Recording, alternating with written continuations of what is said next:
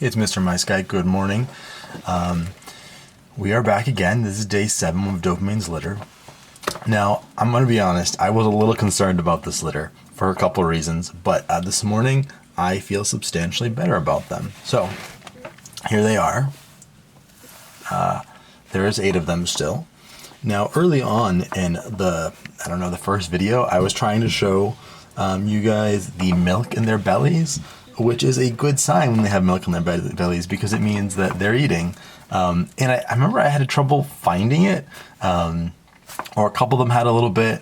And yeah, so that was a little concerning to me that I was never able to see like really big milk spots. Now you can see that they have big milk spots now. Big milk spots now here. Milk bands, milk spots, whatever you want to call them.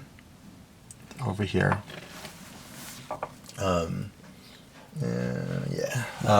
Anyways, they all have them now. And so that is a really good sign. And I also noticed before, so you can see very clearly he's got the white spot.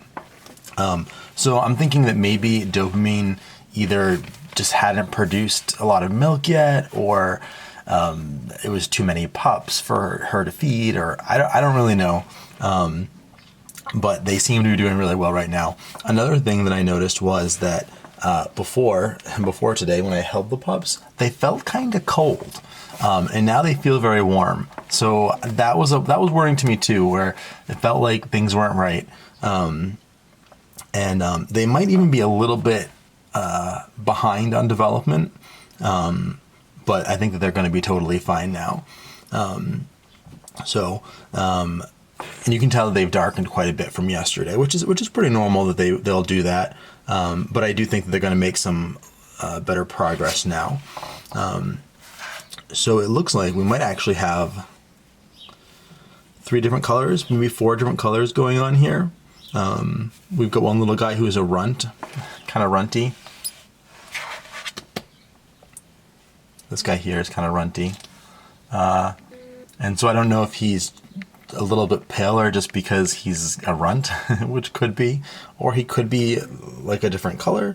So you can see the difference between the two of them, right? So this one could be like blue and this one could be black, or brown or something. I don't know. It's possible. Or it could just be that he's a little delayed because he's a runt here. I also notice that, and it's still a little early to know for sure what color they're going to be, but it's fun to kind of speculate as they develop. You can see this one here in comparison to the other pink ones. I don't know if the camera is picking that up, but is it that one? Yeah, I think it's this one. Has a little more of a pink, a gray color to it than this one. This one's all pink still. This one's called gray, and it could just be that this one has more fur. Or it could be that this one's going to be gray and this one's going to be like white. I don't know. We'll see. So what else we got? So another thing that I noticed, and again, this is kind of unconfirmed still, but if you look at the belly, so usually they develop fur on their bellies later than the fur on their top, right? But if you notice, there's a very clear line here. Very clear line, and the pink ones might have this too, but you can't see it yet. Very clear line on the side. Now it could be that the pink just hasn't not the pink, the black on the belly just hasn't developed yet, because again, like I said, it will take longer. But it could also be, I'm thinking this is likely, that they have tan bellies. Now, I think I had mentioned earlier that Dopamine is kind of this yellowy orange color, and the tan belly is the color of the yellowy orange. And so if she had the tan belly, we wouldn't be able to see it. But she does have tan parents with tan on their bellies, so it's really possible that Dopamine has that and we just can't see it. But it's really, really noticeable on black pups. So I think we're going to have some of that, which I'm excited about. I like it. I do like it. And I still haven't decided on what color I'm going for eventually. I kind of like my mice to be all one color eventually.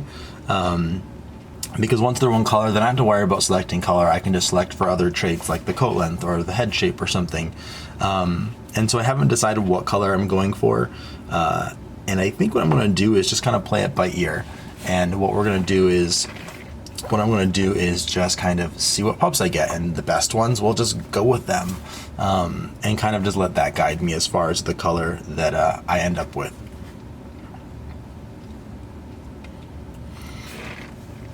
Something I have been trying to see here, and we're not going to do it in this video here. We're going to go into this in a little more depth in a different video, but their whiskers. I would like to make a video about their whiskers. So these pups are mostly Rex. This one's Rex. Right, Rex as in they'll all be long haired, but Rex as in they have curly coats. This one does not. This one does. This one does. This one does. This one does. And this little guy does. So all of them do, except for this one. Oops, off camera here. I hate when I do that. Now, but what I'm curious about the most is which ones are going to be the double Rex. I've never had double Rex. And the first time, there's actually some scientific articles that were published that talk about the Rex gene. And the first time it was published, it said that it was dominant, or the first time it was described in a magazine like that, a journal article, it said that it was dominant, and that, what was the other trait? Yeah, it was dominant. What was it? It was dominant, and yeah, well, they had two things wrong about it in the first one. I can't think of what they were, but and then it was described again in a second journal article, and they discovered that it was actually semi-dominant. So if you have one copy of the genes, you get some curly fur, but if you have two copies of the gene, you actually get even curlier fur, which the first article didn't notice. So yeah, this one's pretty curly. The whiskers are pretty curly. I know you can't see them. And what I'm looking for, according to that second article for the double Rex, is that the whiskers should turn in. So ones that are single Rex, the whiskers turn out at the end of the whisker, is how they described it. And they described with the double Rex, the whisker should turn in towards the mouth. Now, I didn't notice what age that was. If it's too early to tell, it's possible that it's just too early to tell. And they said the whiskers turn in, and they said it's walrus-like. Now, some of these have some great curls on their whiskers, but this one looks promising for being a double Rex. Very curly whiskers here, but they curl in towards the mouth. I don't see any of that going on in any of them. I don't see any of that. Let's see. This is the straight whisker one, which I'm actually kind of glad that I got one straight whisker, because I'd like to take pictures to use on my website. Kind of like this guy here. Yeah, he's got some pretty crazy whiskers too. He could be a double Rex. This one, not so much. Not so much.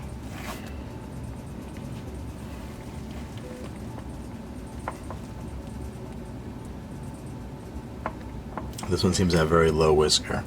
But yeah, it's gonna be exciting next couple days. What I'm thinking I might do on maybe the next video, or maybe the video after, I'm not sure, is I actually have black background here. And so I might pull that out and try to highlight the whiskers so that we can really see them. But I want to make sure that it's obvious which ones are double Rexes, and it's possible that I don't have any that are double Rex. So that's a reality too. But yeah, so I'm pretty happy with these guys. They are warm. They've got, oops, that's my alarm saying to wake up. I wake up way too early. Excuse me, way too early.